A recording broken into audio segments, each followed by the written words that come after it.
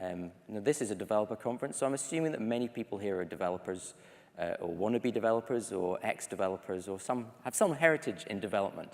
And so for us, I think XP was always a much more attractive methodology because it didn't really talk so much about what meetings you should have and who should be doing retrospectives. It talked about the actual practices. However, Scrum doesn't. Scrum looks like this. And this is, just an overview. And basically, we've got lots of meetings specified. And here in the middle, we've got 2 to 4 weeks, which is your iteration, and you've got 24 hours for your daily retrospective. It doesn't say what you do in there. And if you look at the documentation for Scrum, it doesn't say who should be in there. They're just a team member, some sort of generic plug compatible, someone who can hit keyboards. So this is what we've got. And what we're trying to do is we're trying to deliver stuff out of here and give it to the customer. Now, you may think that, in fact, to some extent, you would be right if you thought that I'm being a little bit negative about Scrum, because I've seen a lot of failed implementations of Scrum, and I've seen very few successful ones. But it's trying to do something really important. It's trying to get something to the customer, or at least something that can be reviewed by the customer every 2 to 4 weeks. And that's a huge improvement over what we used to do on the Waterfall project, where you might not see the customer for a couple of years. And so the thing about all of these agile methods, and Scrum particularly, is that it's about feedback. It's about trying to learn about your mistakes, and you want to get that feedback quickly. But it's not just enough to get feedback. So there's lots of different sorts of feedbacks. If we have any systems thinkers in the room, or people that have worked with electronics, you'll know that there's positive reinforcing feedback, there's negative balancing feedback. So what are you going to do with this feedback? What do we use it to do? And the idea of feedback is that we learn from it, that we can see this, we can measure the feedback, we can gauge it, and we take an action based on the feedback that we see. And then we've got, it gets more complicated still. You can then measure, use your measurements on that feedback to choose which way to go. And in agile methods, what we're trying to do with the feedback is go to the customer and say, is this what you wanted? Is this going in the right direction? Is this enough? Can we stop going down this path now? Or have you got a new business requirement? Have the requirements changed? And you get the feedback loop, and you build experiments, and so you can do little spikes, and so you have low risk.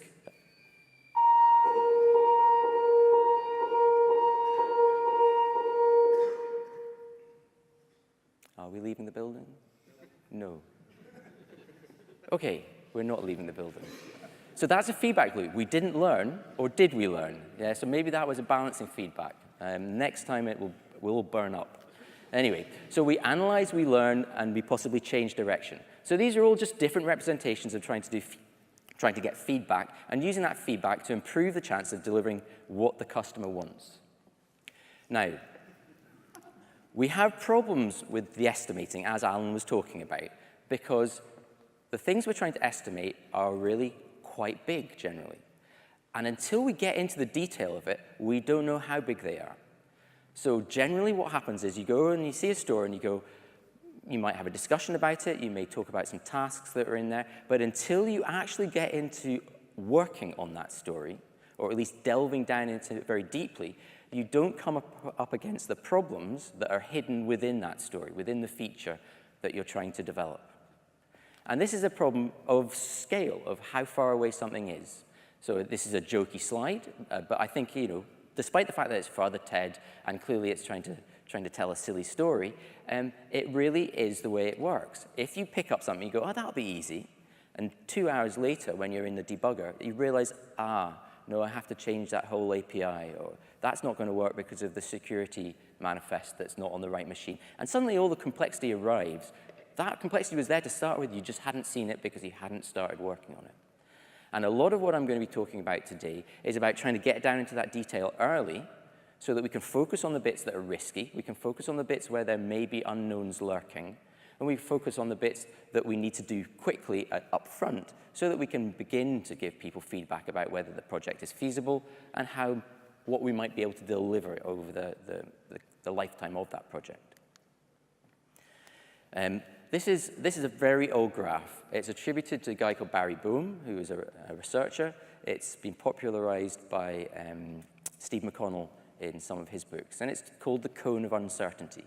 And the interesting thing is that, well, let's start off by saying it's a cone, and here, the uncertainty about what you're trying to do is really quite large. And so the measurement that he's got here is that if you make an estimate right at the beginning of a project, you could be up to a factor of 4 out in both directions. And the closer you get to delivering, the more likely you are to make a good estimate. It's a really big problem, because actually we get asked to make the estimates over at that end of the cone, not at this end of the cone. Because at this end of the cone, we really don't care about it. So we need to be able to uncover some of the uncertainty here so that we can begin to give some feedback to our managers about what's possible, what we can actually achieve. Alan talked about no estimates, and no estimates is a wonderful idea, but at some point, people still need to know what's going on. And his concept of counting stories works really well if your stories are correctly sized. Now, they don't all have to be the same size, but you've had to do enough analysis so we've gotten down to a point where they're reasonably sized. So a bit of variation isn't going to kill you, but a lot of variation will absolutely knock you stone dead. And a story that comes in and sits in the in progress box for 3 or 4 iterations, that blows the whole counting game out of the water. So we need to get our stories to the right size so that we can use the counting approach and get away from this huge level of uncertainty at the beginning. So Dan North has been talking about this for probably 7 or 8 years, and before him, Chris Matz was talking about it for 5 or 6 years before that, and there are loads of people that have been working in this space, understanding that, in fact, developing software is a process of learning something. We learn about the project, we learn about the technology, we learn about what we can achieve, and we need to get over the bit, we need to do as much of that learning up front, we need to get over that hump of ignorance at the beginning, because that's the stuff that stops us from being able to deliver. So, I mean, as developers, have you ever finished a project and said to yourself, if I was to do that project again, I would not do anything differently? I don't think so, because we learn. Every time we do something, we learn about it. So we're trying to get through this barrier of ignorance. And one of the problems I think that we have is that we're all experts, and we get scored and promoted and paid based on our expertise. And we don't like looking like we don't know something. This is borne out in sociological experiments where people have done tests and asked people questions to which they can reply with an answer, a fixed answer, or by saying, I don't know. And if you don't know, that's one thing, but if you answer with a fixed answer, then there's 2 possibilities. You're either right or you're wrong. And so there's these 3 possible outcomes when you ask someone a question. They can answer correctly, or they can answer incorrectly, or they can say, I don't know. And it turns out that people are far, far more likely to answer definitively, irrespective of whether they're definitely going to be right or wrong, than they are to be uncertain. They prefer to be wrong than uncertain. And this is our problem when it comes to estimates. So if you get asked to estimate something, quite often the answer is, I have no idea. But we're not allowed to say that. And we don't like saying that because it makes us look ignorant. I'm going to ask you to move from the other side. For the rest of this session, let's assume that we're ignorant. We need to find out even the slightest details to work out how are we going to solve this problem. Is it solvable? Is it soluble? So given that this is, to some extent, a talk about agile and responding to change, I'm going to say that I'm slightly changing the plan over what was advertised in the brochure. So in the brochure, I said we were going to talk about TDD in the small first, and then deal with a larger user story. And while I was working on this presentation, I decided to flip them around. So we're going to work from outside in, and we're going to start with big stories first. So I'm going to spend the next section of this presentation talking about user stories and approaches to working with them, some of which will mesh in neatly with what Alan and, to some extent, Kevin was saying earlier. And then we'll dive down in some nitty-gritty detail with some code. So, user story land. Can I just get a quick show of hands? Who doesn't use user stories at all? A few people. And keep your hands up if you don't know what they are. Okay, so I'm not going to go into any great deal of depth on user stories, because that's not the point here, as in what they are by definition. But I am going to say is that we're going to be dealing in this area here. We're looking at the stories, how we plan things, what we put into the backlog. And it's that part of the Scrum process, that part of the Agile methods that I want to talk about. So what is a story? We got a definition from Alan about a story, and he was talking about as a so that I can do this. This is J.B. Rainsberger's definition of a story, and it is a placeholder for a conversation. This comes directly from the XP method, and it's saying, look, what we're trying to do is we're trying to think about what we're going to need to deliver. We don't want to talk about it all now, because some of it we won't need, and some of it will change by the time we get there. But let's at least record the fact that we need to talk about this before we implement it. So this is a really lightweight way of defining what a story is. The reason we need the stories to be small, and these are not small, so here I'm using abstract story points, but no matter what scale you use, typically I think 8 and 13 are seen to be as large as you would like to have in your sprint backlog. So I've got two stories here, A and B, and the velocity of a team may be, well, so the nice thing about velocity is you have no idea what the velocities are. It's an abstract number. But the truth of the matter is that 13s and 8s normally take quite a few days to deliver within a sprint. It's very rare that an 8-story pointer or a 13-story pointer gets started at the beginning of a sprint and gets delivered within the first 2 or 3 days. So what happens is the story gets pulled into the sprint, and the team or someone in the team starts working on it. And at this point, we have our testers, because although we talk about cross-functional, multi-functional teams, every team I've seen so far has got some people that do more testing and some people that do more development within it. And so at the beginning, your tester is sitting there chilling out, thinking about test plans or catching up on CPD or maybe filling in stuff from the previous sprint. And the time marches onwards, and you get closer and closer to the sprint deadline. Oh dear, and suddenly the day before the sprint ends, all the stories miraculously get completed and checked in, because that's how we're going to keep our velocity high. And the testers are now totally frustrated, overworked, and need help. And by the end, we've got some dead testers who are really exhausted and need that period of relaxation at the beginning of the next sprint to cope with it. So, a jokey slide, but the point is that large stories don't flow smoothly through the process. You may have more than 2 or 3 stages in your process, or you may just have that one in progress in the middle. But nonetheless, the smaller the item is, the more smoothly it passes through, probably the better you understand it, and the less chances it's got a huge amount of risk inside it. Which brings us back to story planning, planning poker, rather. So planning poker so I completely concur with Alan. Planning poker is an entirely bogus. So Ron Jeffries started off by inventing it, and he kind of regrets that now. It was built on the finding that as humans, we are better at doing relative estimation than absolute estimation. So saying, this thing is twice as big as that thing. But actually, it doesn't work like that in software. So you could have a reference story that might, you say you're 1 pointer, and that maybe took a week. And another one, you go, that's a 2-pointer. It's twice as big. It doesn't work like that. Every little piece of software, or at least in general, your different stories have enough variation in them, so you can't just say this is twice as big as something else.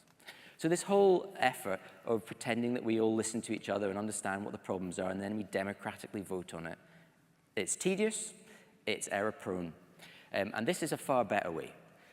This is very much akin to the counting mechanism that Vasco is talking about. This one comes from Pavel Borodinski in Krakow. And basically, there's a 0 card, which isn't on this actual slide. But basically, he says it's either 0, it's a 1-pointer, or, and this I think is what was missing from Alan's presentation, there are 2 other cards which obviously I can't pronounce because they're rude, but the T stands for 2, and the B stands for big, and the N stands for no, and the C stands for clue. And so that's the way the stories are, right? So it's either so small we can turn it out really quickly and then move it on and deliver it, or it's too big, which means we need to split it down, or we really don't have any idea and we need to do some sort of spike or investigation. So this is the approach that I think we should be working towards. And a lot of mature teams, even they don't use these cards because they don't need to, do that naturally. So when you start working with stories, you find that things move more smoothly when the stories are small, and you can deliver many stories throughout the length of the iteration. And so you then tend to break your stories up into smaller deliverables, into smaller slices through the application, and that then allows you to dispense with a lot of the estimation. So my colleague Matt Wynn worked at Songkick, and they used to break their stories down, and they got to the point where they could break them down so effectively that they stopped counting the points, they stopped estimating the points, and they just said, we deliver about 8 or 12 stories a sprint.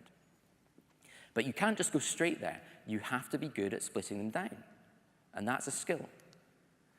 So we split them to do, so this is the slide actually that me and Alan shared. It's a slightly different version of it, but it's from the same slide deck. And it's the story planning, and we want to split them because it gives us flexibility. It allows us to pick the things that are valuable, to pick the things that are risky, and elevate them up front into the planning process.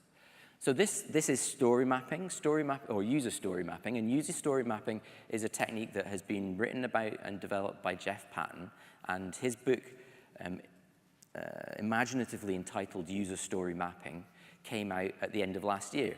And if you haven't read it, I strongly recommend that you get a copy, because it truly, for me, is the missing Agile book. And it's a way of trying to harness the process that you're trying to deliver and using the expertise of your marketers and your product owners and your customers to work out which bits need to be done to make a release, or at least a sprint deliverable that makes sense, so that we can test some sort of journey, so that we can get feedback on what the customer's going to be doing. And remember from the beginning, the whole goal of user stories, and in fact the whole goal of the agile ways of working, is so that we can ship something early, we get feedback from our customers, so we're not going down a blind alley in the wrong direction. Can you go down a blind alley in the wrong direction? I don't know. So, there's this idea of minimum viable product, which plays into this space. We want to do something that is worthwhile for our customers. And I'm not going to go into detail about this. Basically, we want to be up here. We want to have not too many features, but we want the features that are to get there to actually deliver some value and be able to get useful feedback. So we can spend a lot of time developing a really funky login screen, but that's not going to deliver a huge amount of value to our customers. Maybe, though, we know we're going to have some security, but we can dispense with the login while we're getting the feedback, because the value in the product is whatever is unique about it. It's this problem that we're trying to solve. Which takes us neatly to the INVEST acronym. People familiar with this one? There's a few nods. So this is from Mike Cohn, again, another Agile author. And it's a wonderful acronym, and has caused so many problems in the Agile community and people trying to adopt Agile, that I think we can either dispense with it, or we need to at least address 2 bits over here. So the INVEST acronym is supposed to help you decide if a story is a good story. And some of these I'm not even going to talk about. I have no argument with. Independent, however, I have a huge amount of difficulty with. Because independent, for me, assumes that if you've got a bag of stories, you can pick any one of them and implement it whenever you feel like it. And that's patently untrue. Okay, so independent is not you don't need to be independent to be a good story. So the many stories in the world have prerequisites that need to be done first. So there's clearly a linear ordering of some deliverables. What he's trying to get across with independent here is that once the prerequisites for stories have been satisfied, you can choose any of the stories that remain and implement them, develop and deliver them separately. So it's independent in that you don't have to deliver 2 stories in parallel at the same time. So you don't have to deliver the front-end story and the back-end story at the same time. That's a good example of a bad way of partitioning stories. The other one that I have issues with is valuable. So product owners often say, I'm not looking at this. That's not what we're going to ship to the customer. It's not customer valuable. You just keep going. This is not the value that we're after here. So the value that we're after here is an incremental value that's moving us towards something that's shippable to the customer. We want feedback early. The product owners that we want are the product owners that sit there and say, I would like to see every time you commit. I want to see your demos every 2 or 3 days, not I'm going to wait till the end of the iteration. So this is what we're after. We're looking for value in the sense that we're addressing some of the needs and we can get some feedback on it. Liz Keogh's got another way of trying to analyze stories, features, capabilities to decide whether they're valuable or not, whether you should try and prioritize them or not. And it's a really simple one. It's like, have we done it before? Has someone done it before? All the way down to the end to no one in the world has ever done it. And her contention is that the 4s and the 5s, where very few people have done it or nobody has done it, that's where the value of your product's going to be. That's where the risk in delivering your product going to be. So these had better be the things that you work on early on, because all the login screens in the world are not going to sell your product if its unique selling point doesn't exist or is too difficult to deliver. And just to play into the space that I think Alan was leaving, there's another way of doing this called naked planning, which comes from a guy called Arlo Belshi, who works out of somewhere in America, I believe. And this is a very nice idea which sort of melds both the counting and the story planning, in that he basically says he has an arbitrary limit of 7 stories in the backlog. And these stories have actually a slightly different definition. He calls them minimum marketable features. So here they're probably slightly bigger than stories in the sense that I would be describing. And you pull them off the backlog. All that the product owner has to do is prioritize those 7 stories. That's all he gets to do. When you pull a story off, there's a gap. He can put another story in, any story he likes. Down here, you start putting the date of when the story gets onto the backlog. You then measure the date of when it comes off and gets delivered. And over a very short period of time, you average that time. And so he then creates what he calls the Disneyland wait time estimate, which says average waiting time from this point is around 45 days. And that then satisfies that prediction goal that Vasco and Alan were talking about earlier. So this is a really nice, lightweight way of working, probably on small to medium teams, not for your large organization. And the minimum marketable feature is essentially, it's minimal because if you got rid of anything, it wouldn't be marketable, and it's marketable because someone actually was prepared to use it. So that was all preamble. Now we're down to how are we going to split these things. So the answer is there's lots of different ways of splitting stories. This is purposefully small. I don't want us to read it just here. However, what I do want you to understand is that this is probably the most valuable piece of paper that has ever been published in the Agile space on the internet. And you should definitely go to Agile for All, which is Richard Lawrence's website, and print it out, because he's made it freely available to everybody. And it's a wonderful way of working. However, it's far more than I can deal with in the 20 minutes that I've got to work through. So what I'm going to do is I'm going to commend it to you and then move on. Instead, I'm going to move to back to J.B. Rainsberger. And he's taken one of those heuristics off of the story splitting sheet, and he's reframed it. He's a jokey character, and so he's reframed it in a jokey way. And so he's got a 3-point plan. So take your product, your vision, your idea of the product, and write out any meaningful end-to-end scenario. So this is possibly the most, the happy path through it, or what your targeted market segment is going to do, or the person that you think is going to deliver the most value to the company, or the person you need to demo at the next trade show. So just write out in detail their journey. And this is exactly the same as Jeff Patton asks you to do in user story mapping. You're basically trying to plan out an experiment. This is what's going to happen. This is what the customer's going to do. But now that you've chosen that one real scenario, go through each step and ask yourself, is there any simplifying assumption that I can make that gets rid of this step? So we're going to try this in a minute. And so we then use those assumptions to simplify the scenario. And step 3 is like so many step 3s, which is wash and wash, rinse, and repeat. I quite like his 5 minutes thought limit as well. So I'm going to talk about, we're going to do an example here, and we're going to do it using Shouty. So what we've been using so I work with a bundle of colleagues, and we sort of loosely call ourselves Kickstart. And we've been using a Twitter experiment in our training for a number of years. And Liz Keogh came and did some work with us a few months ago, and her and Aslat came up with Shouty. So Shouty is a product idea, and this is it. Shouty is a social networking application for short physical distances. When someone shouts, only people within 500 meters can hear it. So here we are. It's not Twitter. It's not global. It's completely different. It's about local communities. You sign up for it. I guess it must be on a phone. Probably it uses GPS. If you're within the distance of the person shouting, it comes up on your phone. If you're out with that distance, you don't hear about it. So that's a different way of doing filtering. Sounds good? So here it is. This is pulled directly off of GitHub. This is the Ruby instructions.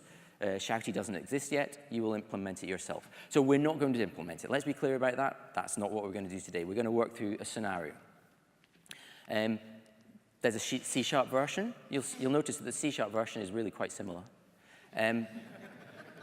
What I find odd is that the Java version is a bit different. Somehow, Java people have got better hearing. So there we go. So the way this plays is we need to do a bit of brainstorming to start with. So who's going to be involved in it? Who are the stakeholders? Who are the participants in the Shouty world? And then once we've done that, which we're going to assemble on this flip chart over here, we're going to try and identify one scenario and just walk through it in detail. So I'm afraid that means I'm going to need to encourage you to do for a bit of audience interaction. So brainstorming with 50 people is really hard, but let's give it a shot. First off, have I explained the application? Is it too complicated? Are there any points that you would like me to go over again? Okay, so who are the main stakeholders in this application? Just shout out names. Think about it. It's like Twitter, but it's Shouty. Sorry? Application users. Okay. Is there just one sort of application user? Do you think there'll just be a single sort? People who want to shout. Okay, yes, so shouters. You're shouted, sir. Okay. Shouties. Can I maybe just call them listeners? Okay, I'll say shouties, then that's fine. Got to listen to my customers. Is anyone else, are there any other stakeholders? Sorry? Finance. Yes.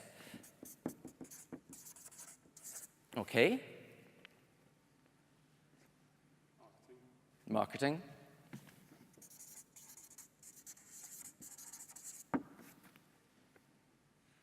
Some kind of moderators. Moderators. Maybe.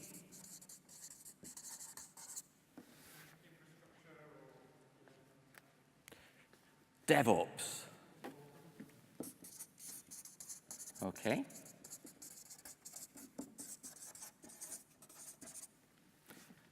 So we're now really going to the back office, aren't we, and here into the metal. So it looks to me like the actual users, we've only got shouters and shoutees. I think we need to explore whether they're actually different sorts of people, but let's see. So can we just leave that one there? There's not that much on there, so I'm going to just flip it over. What might be the principal pathway through this? Let's, in minute detail, concrete detail, what's the, if you're going to do an elevator pitch, what happens? How do you use this application? Okay?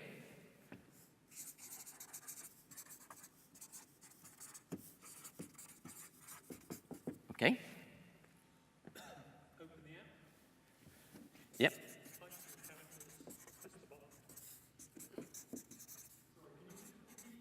Sure, sorry, yes.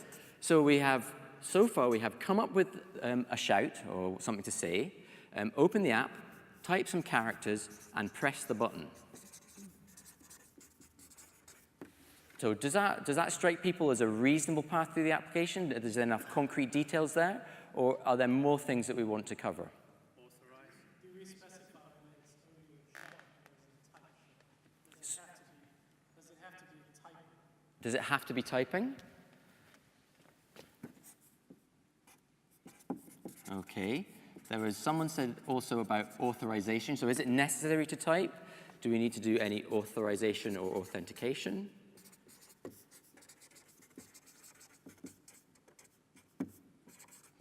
Okay. So is it enough just to be able to shout? Location.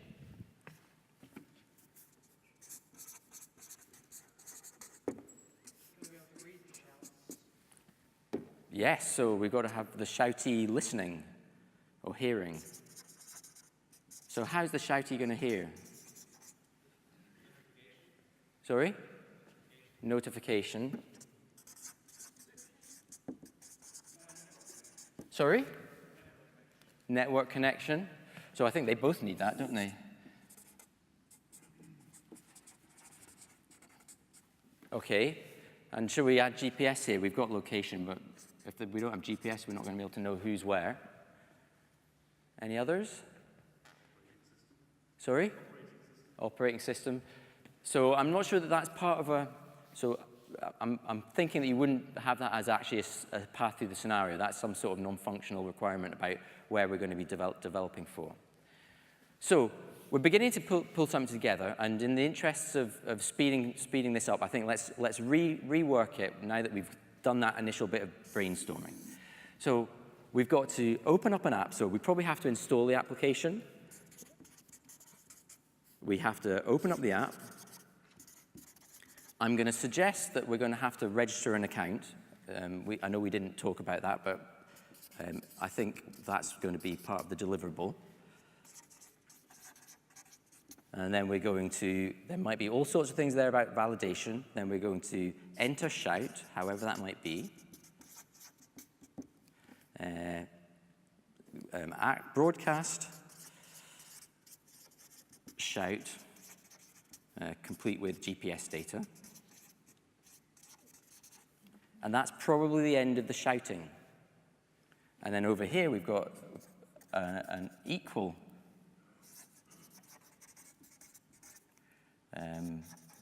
You might want to register an account when you're listening, and then receive broadcast.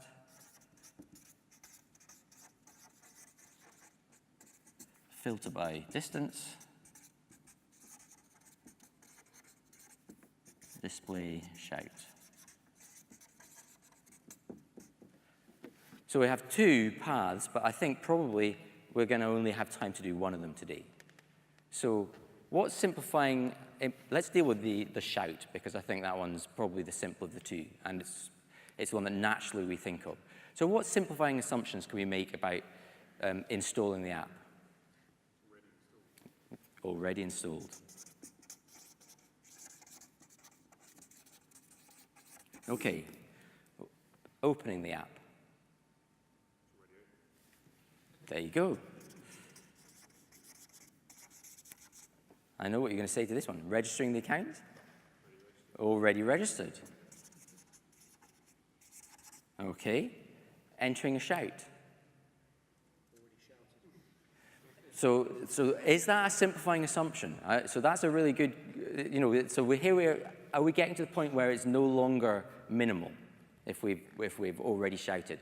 So I don't think we can go that far, but do we have to enter the shout? Sorry? Yeah.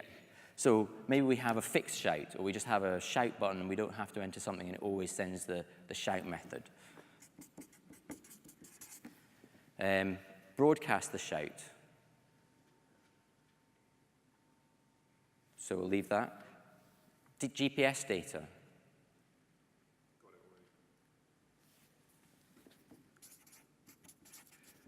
So we've gone through this. We clearly have to do some work, but we've got a story that now basically says broadcast shout.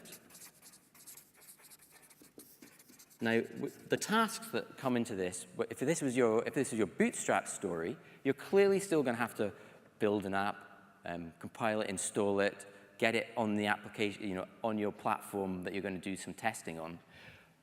But you've now got enough infrastructure to be able to send something away. There's a bit that's missing. If you remember from the INVEST acronym, the last letter in it is T, which is testable. So how would we test this broadcast shout? You could do mocks, exactly. So we could have a mock server, or we could have a real server. Is this how we normally work? Do we take a story, do we look at a path through an application and try and do as little as possible? So I don't know about you, but the places that I generally find myself consulting in, doing as little as possible is seen as being lazy. What we were continually being asked to do is do as much as possible. And this is quite alien to a lot of people, about saying, look, we know we're going to have to log in, we'll have to have a username, we're going to have a password, we're going to have to understand about GPS data, we're going to have to do the whole account registration stuff. And we can take weeks doing that up front, or we might download something off the internet to do it for us. But nonetheless, these are the bits that are the least interesting. So the interesting bits here are the broadcasting the shout and making sure that over here, you only get to hear the shout if you're within range of it being shouted. And at that point, you've got something to demonstrate, and you can test it. And now we can ask questions about which 500 meters is it? Is it 500 meters at the point that you broadcast the shout? Or is it 500 meters at the point that the shout hits the server? Or if you move within 500 meters of the shout within 10 minutes of it being shouted, is that part of the feature set? And now we're getting into really interesting space where you can start asking about the features of the product. You can start implementing them, testing them, giving them to users to get feedback on, all without ever having done a login screen, all without ever having put it into the App Store. And this is just one of the ways that is listed on that sheet about trying to break things down to thin stripes through the application. Now, thin stripes through the application do not mean you have to touch each bit of it. Some of them you can just hard code. So here, for instance, when we talk about broadcast shout, one way would be to fling up an edit box and you type in it. Another way would just be have a button and you broadcast just a packet that says, I have shouted. So what do you think of that? We've got some shouty people in the audience. Does it feel like a different way of working? Do you think it'd be doable at your place of work? It doesn't feel like it's a feature you can sell to someone. I mean, I understand that you're getting the value. Yep.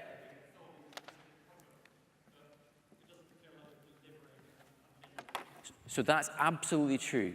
And that's when I talked about the V for valuable in the INVEST acronym. This is not a minimum marketable feature. So this is not playing into the naked planning space.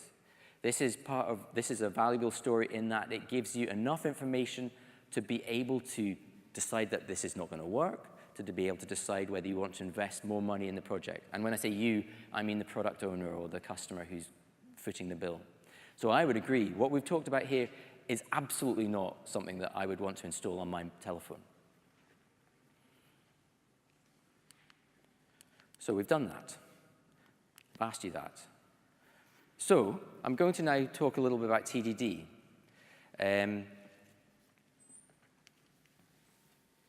These are two parts of the same coin. So when I work with my colleagues at Kickstart, we're often doing behavior-driven development or specification by example.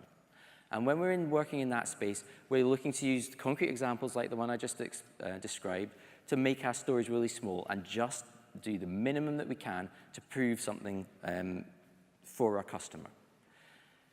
And behavior-driven development, BDD, and test-driven development, TDD, are very similar approaches. They often get put in completely separate buckets and dealt with by separate sorts of people. But we need to think about what they are. So both of them work from the outside in. So both BDD and TDD, you as either the developer or the product owner need to think about how is the customer or the client going to interact with your application or your source code. You're thinking about it before you implement it. It's a design activity. Both of them use examples. So in BDD, we're thinking about examples that are expressed in the domain language, the ubiquitous language. In TDD, we're thinking about unit tests, which are themselves examples of how the code is going to be used. And in both of them, they document the system. So in BDD, it turns into living documentation because it's written in the domain language and everyone can read it, and you can see whether it's passed or failed. So you can go to it, and it's a source of truth about what the system does. In TDD, it's developer-facing. It's written in your favorite programming language, but it's still readable. You should be able to understand what your application does, what your code is intending to do from reading your unit tests. So there's something implicit here that we're writing good BDD examples, and we're writing good unit tests. And one of the essential properties of both is that they should be readable and understandable. So in test-driven development, I'm going to use a separate example. I don't know, has anyone seen this kata before?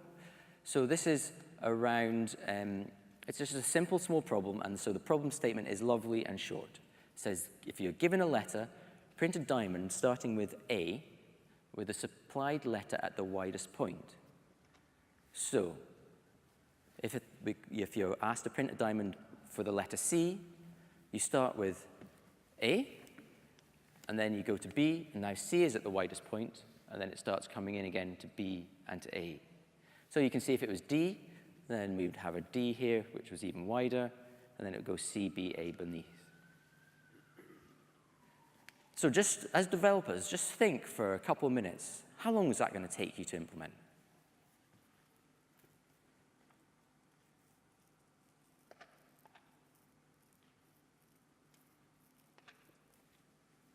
Any guesses? Let's do it on complexity. Is it trivially simple, hideously hard, or somewhere in between? Sorry? Somewhere in between. Okay, no, I agree. Does anyone, so I'm going to go through and do a sort of demo here. Has anyone got a laptop they want to race me and see if we can get it out faster? So there are some issues here, okay? So before, sorry? Not only have I done it before, I'm not even going to do any typing. I've got it all recorded. Yeah. So you've seen the demo effect with the video. I'm not going to do demo effect with code as well. Dear me. So what problems might there be? Can you, before you've even gone in there, let's do a little bit of, before we put hands in motion typing on the keyboard, what are the issues with this problem statement? As in, what might be difficult? Where do you put the A? Sorry? Okay, so interestingly, let's say that there's only, there's one space here, and there's two spaces there. So here we've got fixed fonts. Okay, well, so let's go through the TDD and see how it works. I'm going to demonstrate in two different TDD ways, right? So there's one approach that I think demonstrates why TDD is is hard to learn. And I think certainly the intention of me doing this demonstration is to show you that it's because we're trying to take too big a jump. So let's see whether you agree with me. Of course, now I have to see whether I can get the thing to work here. Because the screen was causing me issues.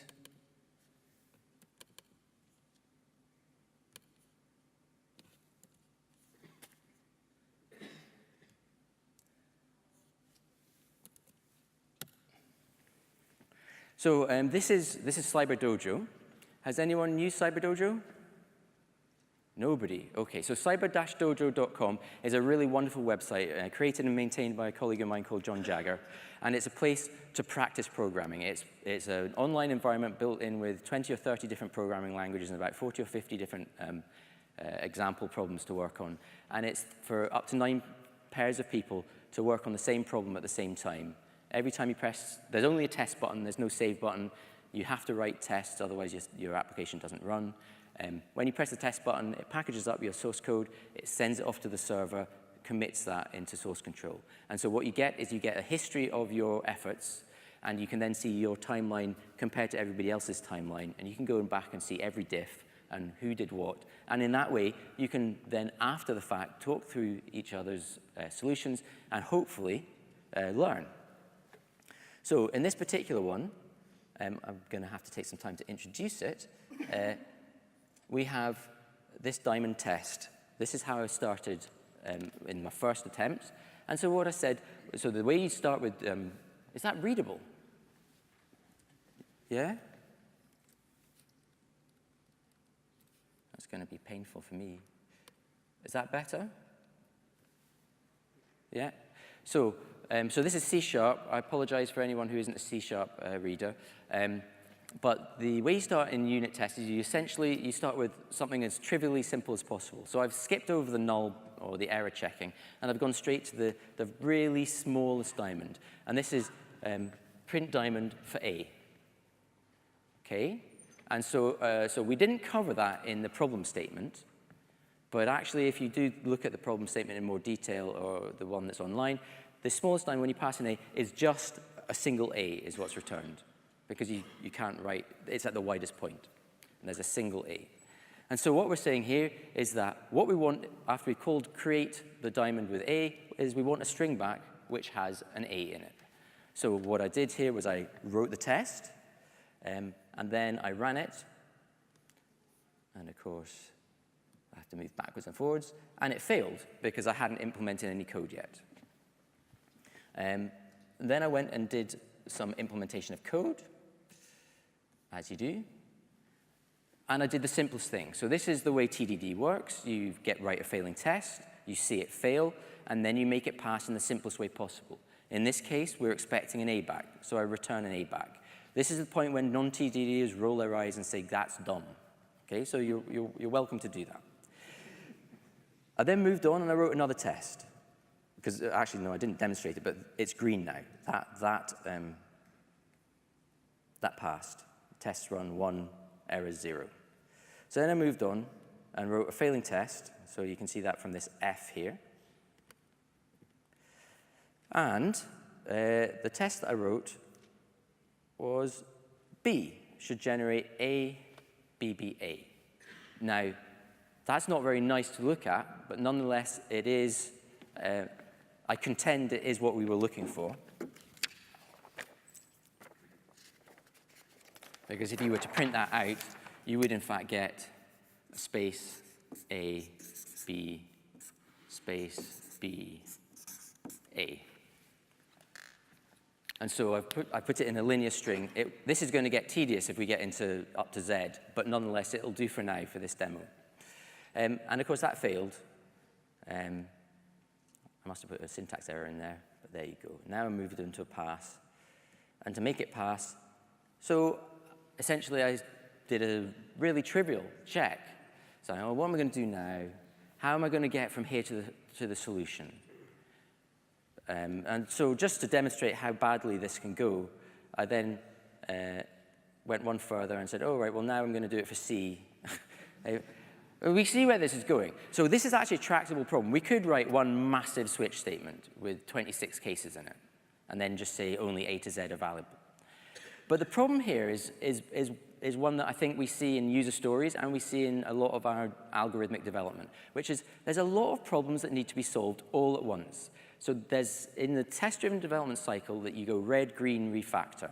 And in refactor is where you're supposed to spot the things that can be generalized and generalize them.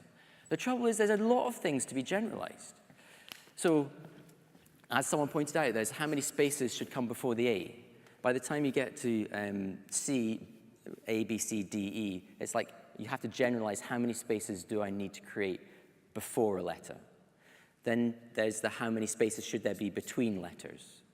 Then there's the, oh, there's a repetition. We've got to go from A to the midpoint and then from the midpoint back to A again. And so now that's at least 3 issues there. And the TDD process, because we're trying to solve all 3 of those at once, is problematic. And people at that point go, I'm just going to solve the whole problem. And what happens, and I've seen this time and time again, because actually I use this as an interview question. What happens is you then go into a 30-minute cycle of trying to code it up. You've got these 2 or 3 tests that are passing with a switch statement, and then you have to somehow replace that switch statement with something large and monolithic that satisfies all of those conditions. And the problem is, until you can satisfy all those conditions, the test is failing again. So one of the ways that I've approached it is to break this down. And the way I've broken it down, that's not what I wanted to do, is this one. No, come on.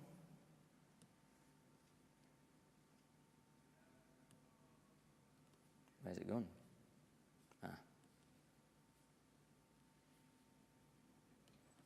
But it's got me the diff. That's because I've got to go over here. No. It's not happy. I've still got a...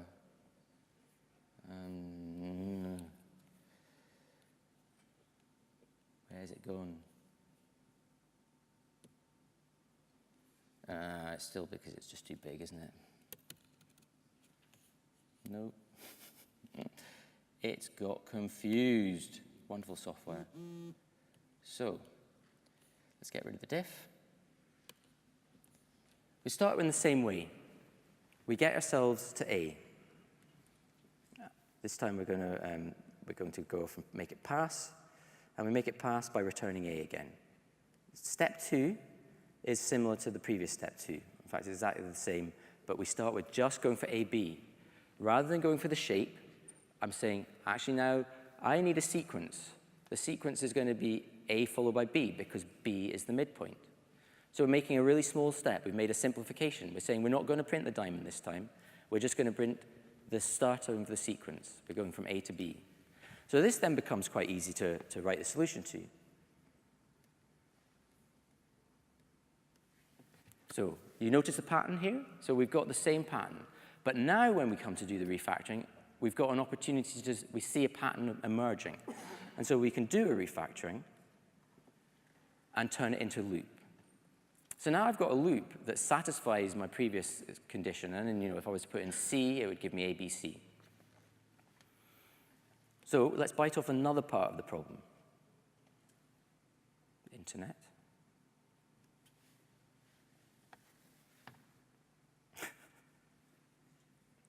It's all very well preparing things. There you go. So now I've gone back and I've edited the test. So I've coined the term test recycling, which you may or may not like. But nonetheless, what we have now is a test that rather than just be A and B, is that we've noticed that in the solution, we don't just go A and B, but we've got two Bs. So now we're getting all the way to the middle line by getting the duplicates in place. And so let's make sure what happens is as expected. So we get it to pass, and we get it to pass by putting in a check to see whether it's whether we've at A, because A is always a single character, and all the other characters are always duplicated up. And so you can see probably where this is going. I'm building this solution in really small slices. So now I'm putting in the new lines. Still haven't got to the bottom half, still not worried about spaces at the beginning, still not worried about spaces in the middle. But I have tests that pass, and then I make a small change to the specification to make it closer to what I want to deliver. So it's the same process that I'm suggesting that we use in user stories. We start with something which isn't what the customer asked for, but is a step on the path to what the customer wants. So to make that one pass, do a little bit of stuff. So here we're putting the new lines, and we can move along and see the next one.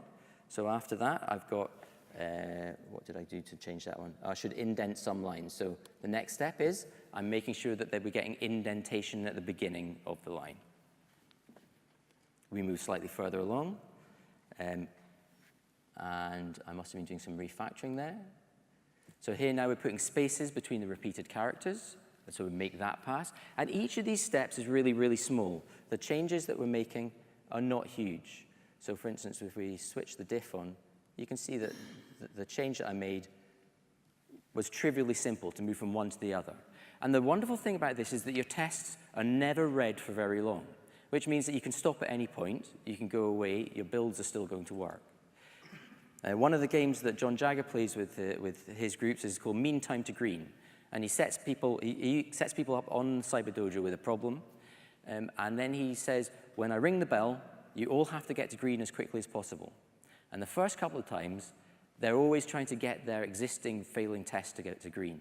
And then they realize that you get points, and obviously points mean prizes, you get points for getting to green as quickly as possible. And the quickest way to get to green is to revert to the last known good green. Because actually the important thing is that you're in a known good state. Test-driven development is about staying at green as much as possible, and which is why in that get to green, you want to get there as quickly as possible by doing something shameless. And so what I'm trying to say here is that we can do much smaller slices, as long as we can see a path from where we are now to where our customers want us to get to where the solution is, then by doing small things, we get there much, much more safely, because at every point in the step, we have got tests that help us know when our refactorings have broken something. And actually this, without too much effort, builds really neatly up into a solution that solves the problem. And here we've got to it. And it's now generalized in such a way that I can chuck a C in there. I think I probably have that as an example. Could be wrong. Might not be able to get to it. Yeah.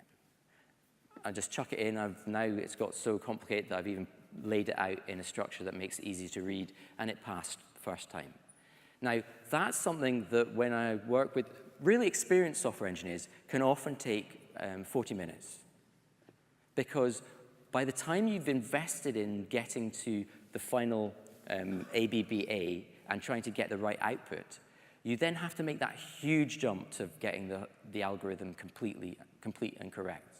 Whereas by splitting it down and seemingly doing extra work delivering pointless interim solutions, you get there much, much quicker and with a lot less stress.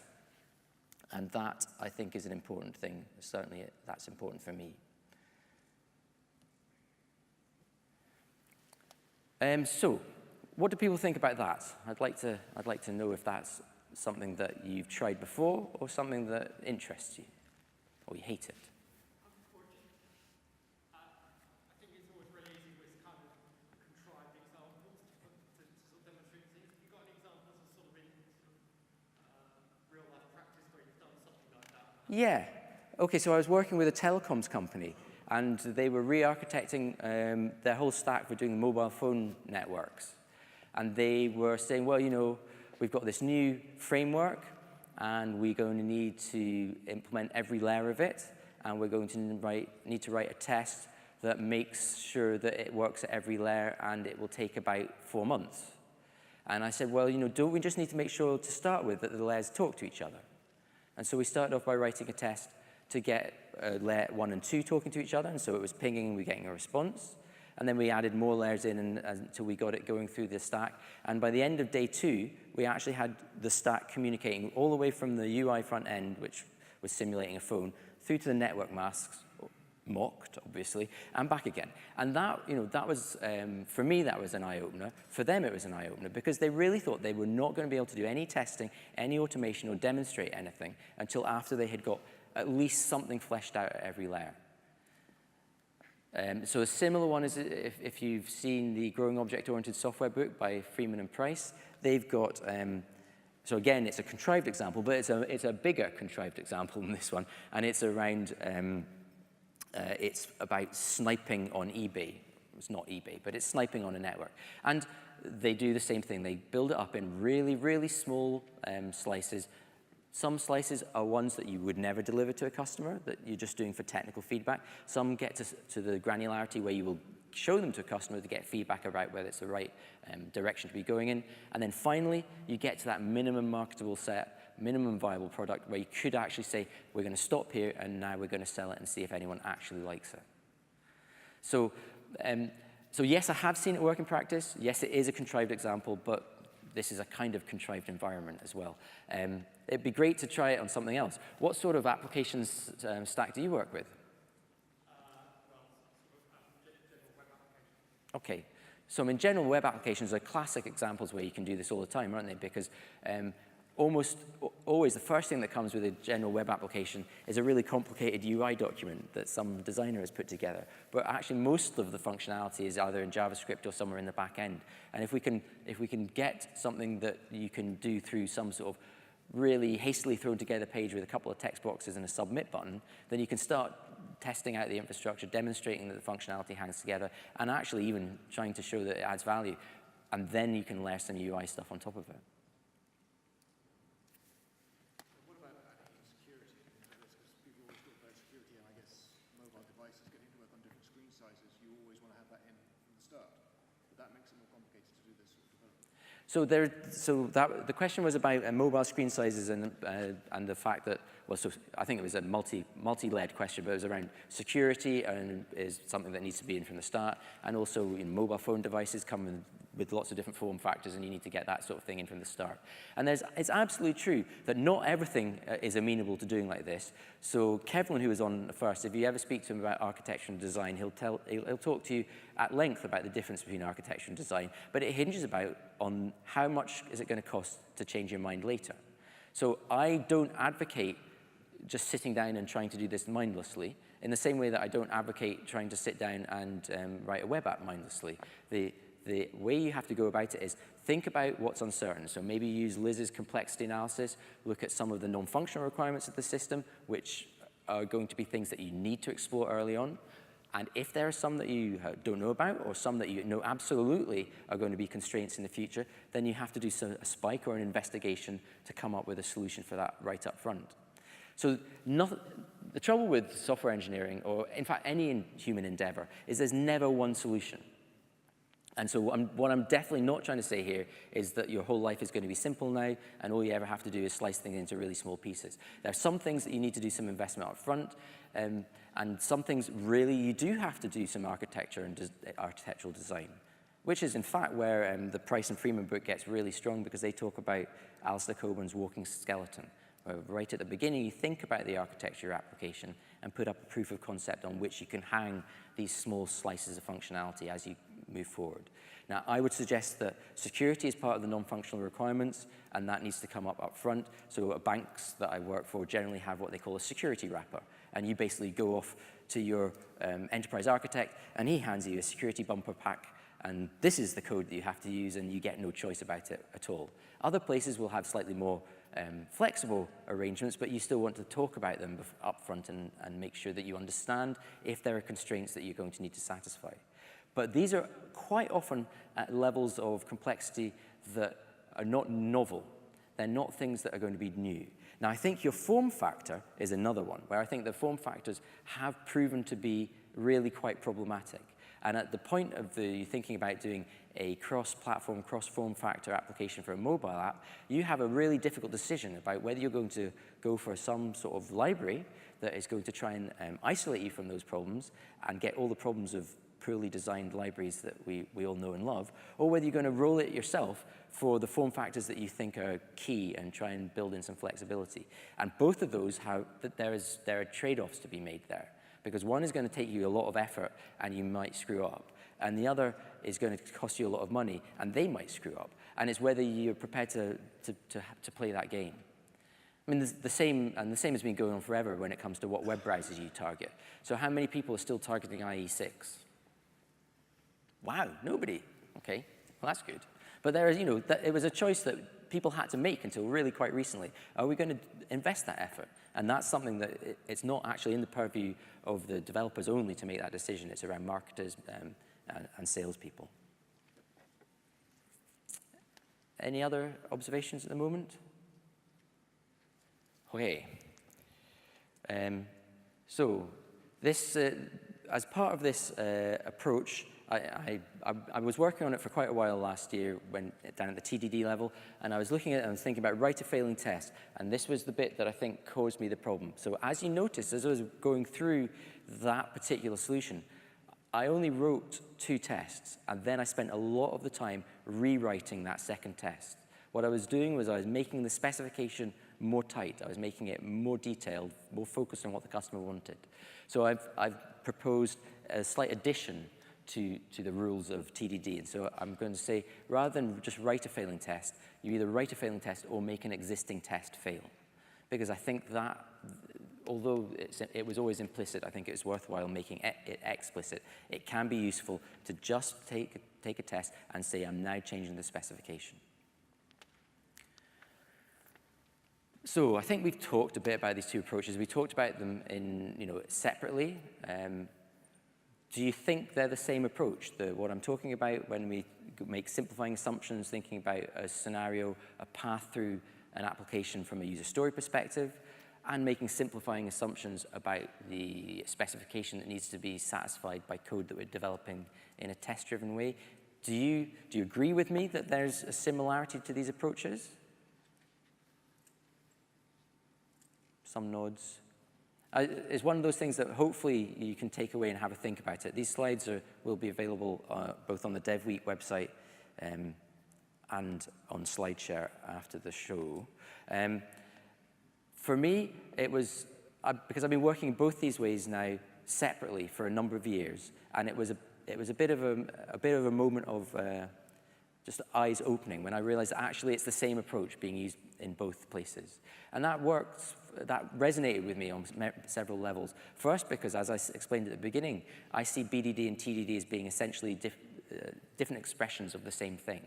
And so the fact that an approach to slicing things down into smaller, less rigorous deliverables so that I could learn more about it and do things in a safer, less stressed way, the fact that I could apply that at both levels really helped.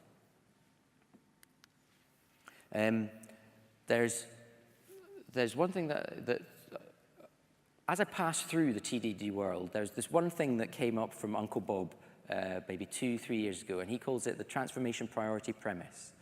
And I have to mention it because I don't think enough people know about it, and it's a wonderful Uncle Bobism. So what he's been doing is, he's been doing this, I don't know, have you ever seen an Uncle Bob kata where he does a prime numbers or the bowling game solution on video? Oh, he's a showman, it's wonderful stuff. But essentially he's been practicing for years TDD. It was him that framed up these 3 TDD rules along with Kent Beck in the original, back in the days of XP. And quite recently he said that he'd been experimenting again with the prime numbers kata. And he had been trying to work out, sometimes when he does it, he takes a different path. So the change that he makes between one test and the next varied. And sometimes it got him into the dead end, and sometimes the solution came out really nicely. And he was trying to find out whether there was some reason for him getting into the dead end, whether there's a way of making sure that TDD worked through smoothly. And he's come up with this premise. So a premise, I believe, is weaker than a hypothesis. And that's not quite as strong as a theory. And it's definitely not a fact. So it's just something to play around with. But his premise is that each time you write a test, you're asking for, you're requiring yourself to make a transformation to the code that you're writing. So basically, a transformation is you're changing something about the code. The test is forcing you to change the code. And you use these transformations, you change the code to make a currently failing test pass. So you're going from red back to green. But the interesting bit is that he thinks that there's an ordering. He's not sure whether it's a strict ordering or partial ordering, but there's an ordering. And if you follow that ordering and you make the highest priority changes first, you are more likely to reach a solution without a point of impasse. So that first solution that I showed in the print diamond kata, where you went from A to ABA, ABBA to ABBB, CCC, BBBA, and what do I do next? There we were going down a poor path through the transformations.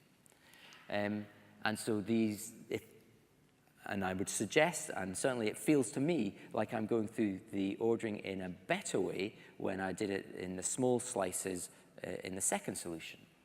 And he's got this list, and it's quite a long list. But essentially, you start with no code, and the first transformation is it returns a null. So I don't know if you've ever played this. Sometimes you're returning a null, sometimes that doesn't quite work, and you return an empty string, or you return a 0. And that then leads you on to the constants, and then you go from one constant to maybe several constants, and then you move into scalars with arguments, and it gets more and more complex until down here you've got variables and assignments, and you've got functions being called, etc. And it feels right. Now, there's been no academic research done to back it up, and in fact, Bob's gone quiet on it for the past 3 years, so maybe he hasn't found it to be that useful. But it's a great blog post, and I think it's a really interesting addition to the TDD discussion. So, I'm going to conclude. The reason I think we want to deliver quickly is because we want to get feedback. The whole basis of agile ways of working is that we get feedback regularly, quickly, that we can act on. We can decide we're going in the wrong direction, we can pivot, we can change things. I think we want to deliver small pieces to manage risk. All software projects have risk. And risk is the thing that will kill many software projects if we don't address it early enough. So the fact that we identify small slices and prioritize them, either based on the complexity analysis that Liz was talking about, the 1 through 5, or based on the value to the customer identified by your product owner, that allows you to manage risk because you can deliver smaller things to check whether that's what's wanted, if that's going to work. And I think we learn more by delivering less. So if you try and deliver a huge thing, I think you can often get lost in all of the details. So, for instance, the print diamond example, which I know is a contrived example, but when I've done that with quite senior software developers, when they get into that mode of trying to get the generalized solution all in one, not only do they come out of it much slower than people who did it in smaller chunks, but the code is typically less easy to understand because they have been flailing around looking for solutions. And at that point, the learning is completely confused and fuddled up in messy code. Whereas by doing things in small increments, you learn what the rules of the system are. So in the print diamond, the rules of the system are the number of spaces before the character is exactly equal to the position of the character minus the midpoint. So that distance gives you the number of spaces. And the space between two characters is exactly equal to 2 times the distance minus 1. And it's like, oh, now that I've done this, it's really clear, and it's in the code, and I can see this. But when the people arrive at the solution in a more indirect route, that learning is often obscured. And so we haven't learned things. And I think the same is true of working with user stories. By delivering small stories where we focus on what the customer wants, what's delivering value, where the risks have been identified, we will learn about what's risky, we will learn about what the customer really likes, and that happens faster than if we spend a lot of time trying to polish off little bits of it and deliver a finished product straight away. So that was less is more. I'm been around for the rest of the week, so if anyone would like to talk to me so you don't have to shouty out in front of everybody, that's absolutely fine. This is a book on using Cucumber with Java, which I published earlier this year. There's a discount code if you're working in Java and you want to use BDD with Cucumber, then what can I say? This is, in fact, the only book on it, so go on. You know it makes sense. So that's the discount code. It's valid for a month. Thank you very much, and I'll be here for anyone who wants to ask a question.